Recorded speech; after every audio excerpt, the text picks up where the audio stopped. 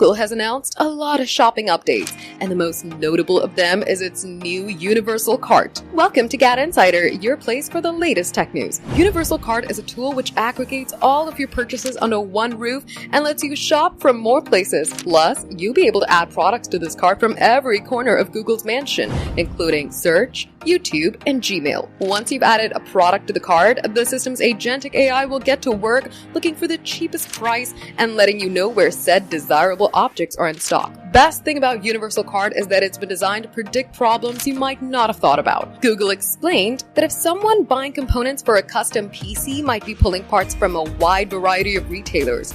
Now, if two of the parts aren't compatible with one another, this cart will flag it before you hand over your payment info. And if you use Google Wallet, the system will also know which merchants you like and if they have any loyalty schemes. It'll alarm you for additional savings.